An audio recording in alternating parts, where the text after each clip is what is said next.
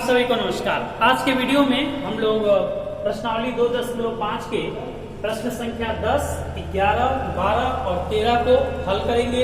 इसके हल को अच्छे से समझेंगे कि इन प्रश्नों को हम कैसे हल करेंगे। तो आइए सबसे पहले हम लोग प्रश्न संख्या 10 के पहले प्रश्न पे विचार करते हैं। यह प्रश्न है 27y³ प्लस 125z³।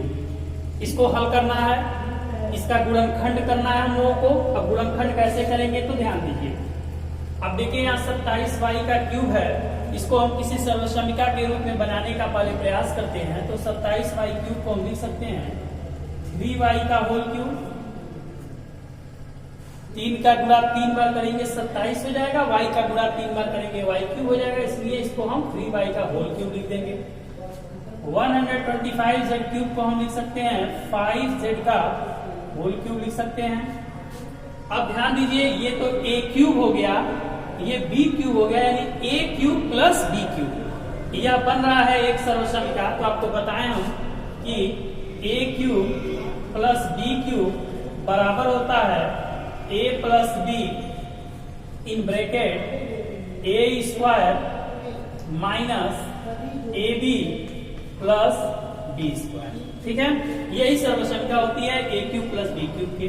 तो चलिए इस पर हम रख देते हैं। इसके जगह तो हमारा हो जाएगा 3y³ प्लस 5z³। तो a³ प्लस b³। फार्मूला पहले क्या रखेंगे, a प्लस b।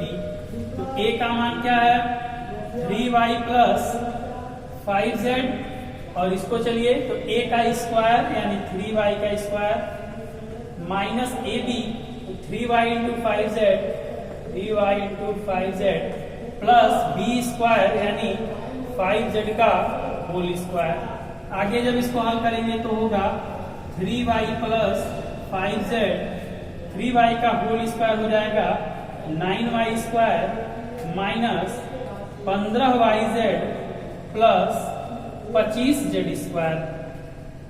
ठीक है, तो ये जो आप देख रहे हैं यह हो जाएगा 10वें के पहले का गुणनखंड। इस तरह से हम करेंगे तो इसको हम गुणनखंड कर लेंगे, इसके रूप में लिख देंगे।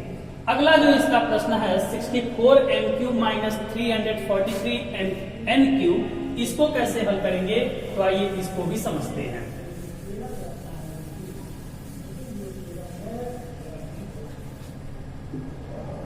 इसका जो सेकंड क्वेश्चन है वह है 64m³ माइनस 343n³। अब देखिए 64m³ को हम जानते हैं यह 4 का क्यूब होता है, तो हम इसे 4m का होल क्यूब कर दें। इसको हम 7n का होल क्यूब कर दें तो देखिए यह a³ माइनस b³ पे बना। तो a³ माइनस b³ का गुणनखंड रूप होता है a minus b in bracket a² plus ab plus b²। ठीक है, यह हो गया इसका गुणनखंड रूप। अब देखिए इसके जगह तो हमारा क्या हो गया 4m का होल क्यूब माइनस 7n का होल क्यूब बराबर। अब देखिए यहाँ पे मान रखेंगे तो क्या होगा 4m माइनस 7n, और इसको जब रखेंगे तो ये क्या हो जाएगा a² यानी 4m का होल स्क्वायर प्लस ab यानी 4m into 7n plus b² यानी 7n का होल स्क्वायर। आगे हल करते हैं 4m माइनस 7n, 4m का whole square 16m² plus 28mn plus 49m²। ठीक है ना, तो यह हो जाएगा हमारा दूसरे प्रश्न का हल। इस तरह से करेंगे तो इसका भी गुणनखंड हो जाएगा। तो 10वें के पहले और दूसरे का गुणनखंड को आप लोग समझ चुके होंगे। अब चलिए इसके आगे के प्रश्न को हल करते हैं।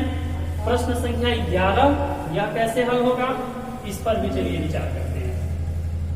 प्रश्न संख्या 11, ठीक है, तो 11 दिया हुआ है 27x³ plus y³ plus z³ minus 9xyz 9xyz।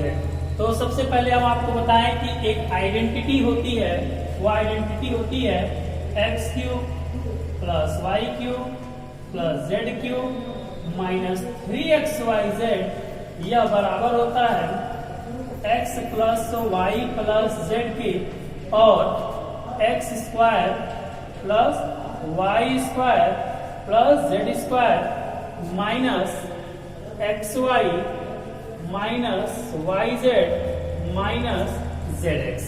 ठीक है, तो यह एक आइडेंटिटी होती है, एक सर्वसमिता होती है। तो इस सर्वसमिता से हम इसका गुणनखंड कर सकते हैं। गुणनखंड करने के पहले हम लोग को जानना होगा कि इसमें एक्स वाई जेड है कौन। तो आप आइए ध्यान देंगे, 27x के क्यूब को हम लिख सकते हैं 3x का होल क्यूब, y का क्यूब को हम केवल y का क्यूब लिख सकते हैं, z के क्यूब को हम केवल z का क्यूब लिख सकते हैं। तो यहाँ पर हो जाएगा ये -3 इंटू x के जगह पर तो हमारा 3x हो जाएगा। ठीक है, तो y के जगह पर तो y हो जाएगा और z की जगह पर z हो जाएगा। ये तो इसको तोड़ेंगे तो कितने में टूट जाएगा। आगे चलिए जरा हल करते हैं इसको। अब देखिए, अब ये इस फॉर्म में टूट गया तो हम जान गए कि x हमारा 3x है, y का मान y है और z का मान z है। तो चलिए अब इसमें हम क्लियर हो गया, इसका गुणनखंड कर देते हैं। गुणनखंड करेंगे पहले x plus Y plus z. तो x के जगह पे क्या है 3x, y के जगह पर y, z के जगह पर z हो गया। क्लियर हो गया। अब चलिए x का स्क्वायर यानी 3x का whole square plus Y square, तो केवल y है y स्क्वायर, जेड स्क्वायर केवल z है z square, minus x y यानी 3x into y minus y z तो y into z minus z x. तो जेड का मान देखिए क्या है, जेड है और x का मान 3x है। हो गया। आगे हल करते हैं तो मिलेगा 3x plus Y plus Z और यहां हो जाएगा 9x square plus Y square plus Z square minus 3xy minus y z minus 3xz। ठीक है, तो यह हो जाएगा इसका गुणनखंड। इस वाले प्रश्न का ये गुणनखंड हो गया। बिल्कुल सिंपल रहा। इसको हम हल कैसे किए तो x cube plus Y cube plus Z cube minus 3xyz वाला सर्वसमिता लिए, जो इसके बराबर होता है x plus Y plus Z के। इसका और ब्रैकेट में x square plus Y square plus Z square minus x y minus y z minus z x, इसके इक्वल होता है।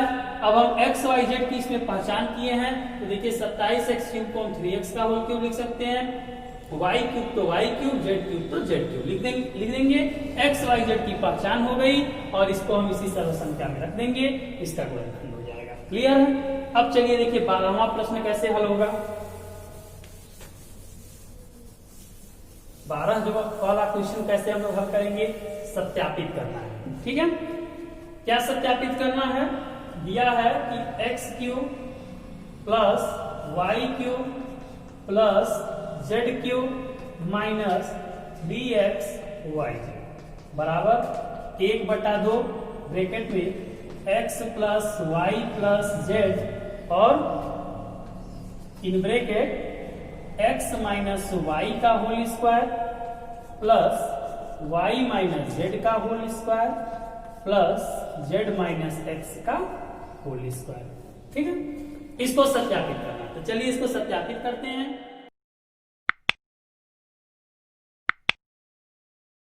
हम इसे आप जानते हैं कि इधर के पक्ष को LHS कहेंगे वाम पक्ष और इधर वाले पक्ष को RHS कहेंगे यानी दायां पक्ष। चलिए दायां पक्ष से इसको हम लोग हल करते हैं। दाएं पक्ष में क्या दिया हुआ है, हम लोग RHS से सॉल्व करते हैं। 1/2 x plus Y plus z, ये तो दे दिया। अब चलिए इसके अंदर क्या काम करेंगे, देखिए x माइनस वाई का होल स्क्वायर यानी ये a माइनस बी का होल स्क्वायर है, तो करेंगे इसको क्या a स्क्वायर ठीक plus B square minus 2ab तो 2xy भी रहेगा। ठीक है, इसको भी चलिए हल करते हैं। Plus a square plus B square minus 2ab तो 2y। फिर इसको तोड़ते हैं, a स्क्वायर यानी Z square plus B square यानी एक्स स्क्वायर माइनस 2zx हो जाएगा। ठीक है, तोड़ दिए। और चलिए अब आगे हल करते हैं इसको। तो 1/2 x plus Y plus Z हो गया। अंदर ध्यान दीजिए, यहाँ पर एक्स स्क्वायर है और कहाँ एक्स स्क्वायर है, यहाँ पर एक्स स्क्वायर है, तो कितने एक्स स्क्वायर हो गए, 2x स्क्वायर हो गया। y को देखिए तो यहाँ y स्क्वायर, यहाँ y स्क्वायर, अब कहीं नहीं है तो plus 2y square. z square को देखिए यहाँ है तो 2z स्क्वायर। ठीक, इसके बाद z स्क्वायर हो गया, अब ये बचा तो minus 2xy minus 2yz minus 2zx हो जाएगा। ठीक, अब यह आप देखिए सब में 2 है, सबका 2 कॉमन कर लेते हैं तो 1/2 in bracket x plus Y plus Z हो जाएगा। और यहां से हम लोग 2 को कॉमन कर लेंगे तो ब्रैकेट में क्या बचेगा, x square plus Y square plus Z square minus xy minus yz minus zx। अब देखिए 2 से 2 क्या होगा, कैंसिल। क्या बचा हम लोग के पास, x plus Y plus Z और क्या बचा, x square plus Y square plus Z square minus xy minus yz minus zx, यही बचा। अब यह जो आप देख रहे हैं यह क्या होता है, सर्वसमिका होता है। इसके बारे में आपको बता चुके हैं कि अगर x plus Y plus Z एक ब्रैकेट में हो और एक ब्रैकेट में ये वाली चीज मिल रही हो तो यह एक सर्वसमिका होती है। कौन सी सर्वसमिका, x cube plus Y cube plus Z cube minus 3xyz, ये सर्वसमिका के बराबर है और यही हमारा पक्ष भी है। तो इसको हम क्या लिख देंगे, ये हमारा हो जाएगा LHS और ये हो गया हमारा प्रश्न प्रूफ। ठीक है, तो इस तरह से आप देखें कि इसका भी हम लोगों ने मान निकाल लिए हैं। क्वेश्चन आपको समझ में आ चुका होगा इसको। ठीक है, तो इस हिसाब से हम लोग इसको सत्यापित कर देंगे, इधर का ये पक्ष आ गया। अब चलिए हम लोग आते हैं अगले प्रश्न पर, प्रश्न संख्या 13 पर। 13वां प्रश्न देखिए, बिल्कुल छोटा सा क्वेश्चन। प्रश्न कह रहा है, कंडीशन दिया है कि अगर x plus Y plus Z बराबर हो 0 के तो हमें दिखाना है कि x cube plus Y cube plus Z cube minus Z cube ये बराबर होगा 3xy जेड के। ठीक है ना, तो देखिए ये गिवन, ये चीज हमारे पास गिवन है और ये चीज हमको प्रूफ करना है। ठीक है, इसको हम प्रूफ करेंगे। अब देखिए कैसे इसका स्टार्ट करते हैं सॉल्यूशन। प्रूफ कैसे होगा, तो सबसे पहले हम लोग आइडेंटिटी पर केयर करते हैं। तो आइडेंटिटी है x cube plus Y cube plus Z cube minus 3xyz, ये तो आइडेंटिटी हो गई। ये किसके बराबर होगा, तो ये बराबर होता है x plus Y plus Z के और x square plus Y square plus Z square minus xy minus yz minus zx। ठीक है, क्वेश्चन में क्या दिया है कि x plus Y plus Z का मान किसके बराबर है, 0 पे। तो यहां हम जब 0 रख देंगे, जो इसका मान 0 होगा तो 0 का गुणा इसमें होगा, ये टोटल 0 हो जाएगा। यानी यहां मेरे पास क्या है, तो x cube plus Y cube plus Z cube minus 3xyz और इधर तो 0 है। आगे इसको जब सॉल्व करेंगे तो क्या होगा, x cube plus Y cube plus Z cube बराबर, इसको इधर भेजते हैं तो 3xyz के इक्वल होगा। ठीक है ना, तो ये आप समझ चुके होंगे। यानी ये भी है कि a cube plus B cube plus C cube बराबर होता है 3abc के। तो इस तरह से आपने देखा कि आज के वीडियो में हम लोगों ने क्या सीखा, प्रश्नावली 2.5 के प्रश्न संख्या 10, 11, 12 और 13 के हलों के बारे में। आगे के प्रश्नों को अगले वीडियो में बताएंगे। A like would be appreciated. And don't forget to subscribe.